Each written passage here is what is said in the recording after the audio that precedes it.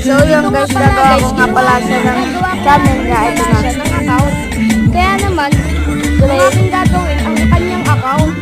Kaya naman, ang mga pinindot ko ay yung pumunta ako at ginaya ko lang ang paggawa ko tulad ng akin. Kasi naman, gusto niya rin daw kasi maging content creator. In-upload ko na nga rin ang dalawa niyang videos. Pero ngayon, kailangan niya pag gumawa ng videos para siya ay maging maraming viewers. In-upload ko na nga yan pala guys, and mag-create ulit ako dyan guys. Kinreate ko ulit, tapos punta ulit tayo sa upload ulit natin yung isa niya. At naman natin tong isa natin video na inano. At next nyo lang uli. Okay. Tapos, i-upload nyo lang ulit short. Tapos, dyan nga pala guys, ang gagawin ko nga pala dyan ay aanuhin natin. Titingnan natin kung upload na ba siya. Tapos, aanuhin ko nga pala dyan, ayan na, nag-upload na yung ano niya.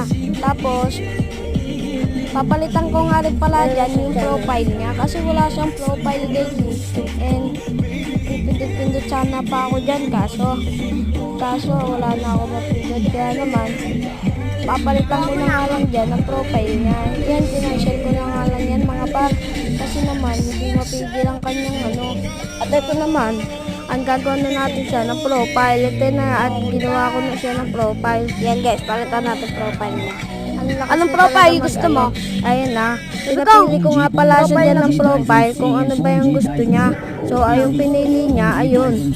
At, tinapos siya ng video, inayos ko muna at in-upload ko na rin. Yung si profile ko na rin. Hintay ko nga lang yan saglit at boom! Lumabas na po ang kanyang profile at okay na po in the end. Okay na po ang ating ginawang account. Ganun lang po yun. Thank you.